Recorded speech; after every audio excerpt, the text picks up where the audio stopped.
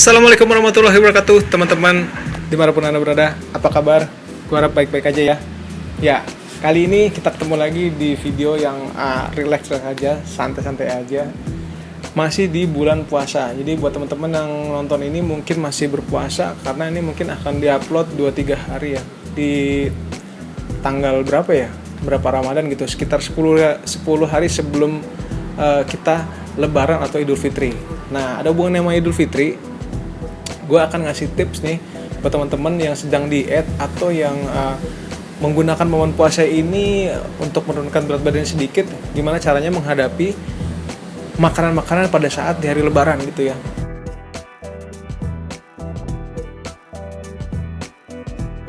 Terutama kalau kita namu ya di rumah aja nih, kita pulang sholat id udah banyak tuh makanan tuh yang disediain ya sama istri kita apa orang tua kita yang yang oke banget.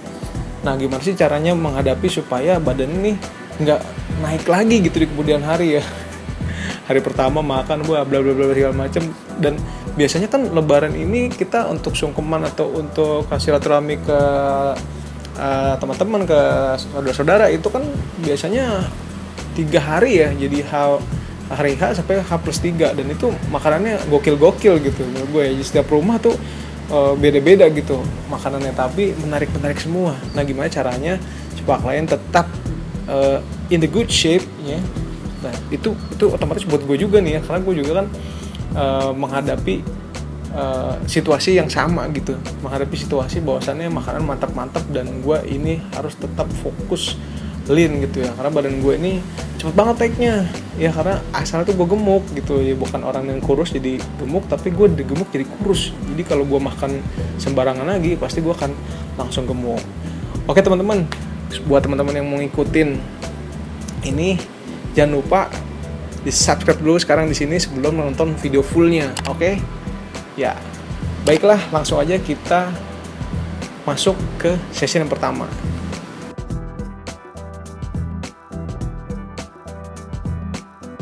Tips yang pertama adalah jangan makan makanan yang manis ya.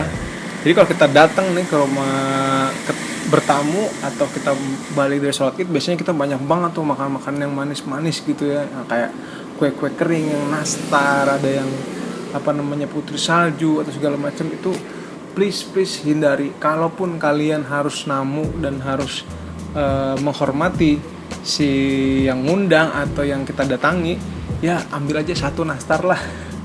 Itu rasanya cukup untuk menghormati si orang yang kita datangi atau tuan rumah gitu ya. Jadi jangan makan yang manis atau hindari yang manis, please cari deh yang lain.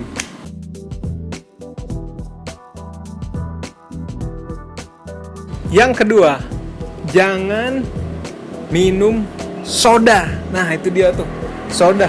Jadi kalau misalkan lagi Lebaran, banyak banget ya Coca-Cola misalnya gitu ya, Sprite, Fanta merah, mantap tuh Fanta merah tuh. Waduh, itu gulanya tinggi banget. Jadi kalian jangan sekali-sekali minum soda, karena ya itulah gulanya tinggi dan bisa bikin badan kita lebih gemuk lagi gitu.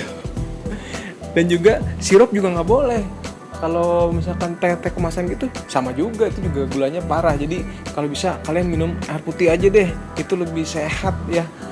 Nah, kalau kalian terpaksa menghormati tuan rumah, ya kalau dituangin ya minum aja seruput aja, sedikit aja. Yang penting kita udah udah menghormati dia gitu ya. Nah, kalau gitu kita lanjut aja yang ketiga. Apa nih yang ketiga? Let's go.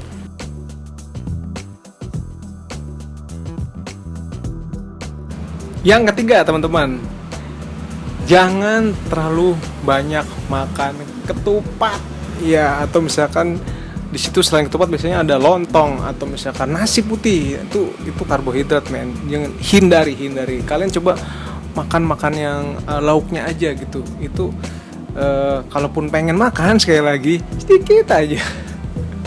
tetap ya ada excuse-nya gitu ya. Jadi hindari karbohidrat yang itu benar-benar kalian dari satu meja makan ke meja makan yang lain, dari satu rumah ke rumah yang lain dengan satu ketupat itu bayangin sehari mungkin normalnya aja kita bisa ngunjungin 2 sampai 4 tempat gitu ya. Plus di rumah kita sendiri itu mungkin kita udah total bisa 5 ketupat kalau kecil ketupatnya. Kalau ketupatnya gede-gede, waduh parah men. Dan itu baru hari pertama. Gimana kalau 3 hari begitu terus? Kacau, bisa kacau banget. Lanjut yang keempat ya.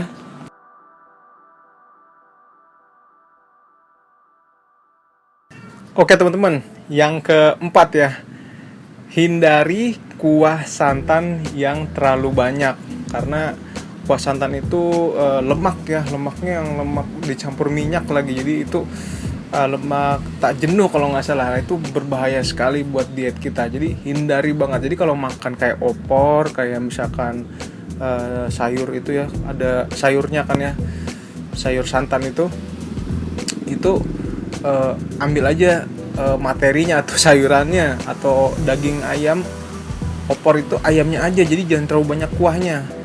Nah itu hindarilah, karena ayamnya aja sudah bersantan kan, kalau itu udah tercampur santan, begitupun sayur-sayurnya kan. Jadi jangan dikuahin semua sampai banyak banget, itu berbahaya sekali. Kalian coba pikirin kalau kita datang ke berapa rumah tadi ya, 4 rumah apa 5 rumah gitu, makan kuah itu terus, waduh kacau, bisa diet kita.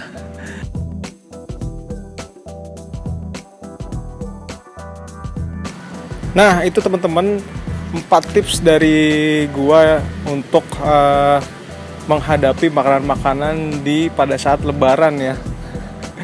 Kita pasti akan ribet banget menghadapi makanan itu, pasti kita akan dilematis waktu kita berhadapan dengan ketupat, rendang, opor, sayur-sayur santan dan segala macamnya. Mungkin banyak lagi makanan yang di tempat kalian mungkin lebih variatif ya. Nah, kalau saran gue ini sebaiknya kalian atur porsi. Jadi makan jangan terlalu banyak, apalagi setelah sholat Id, karena masih banyak lagi tempat-tempat yang bakal kalian kunjungin dan ketemu makanan-makanan yang beragam. Dan juga yang jelas pakailah itu sebagai cheat day Anda, sebagai salah satu hari yang kalian bebas, tapi bukan yang porak-poranda sampai hancur berantakan. Ya gitu aja ya. Jadi kalian yang tahu lah porsinya kayak gimana. Oke. Jadi buat temen-temen yang punya tips yang lain ya, lebih yang lain silahkan komen di bawah ini. Mungkin ada lagi tips yang lebih yahut dari tips gua, silahkan komen di bawah ya. Dan jangan lupa subscribe channel ini, dan di like, comment, and di subscribe. Sampai ketemu lagi di tips-tips diet berikutnya. Oke, bye.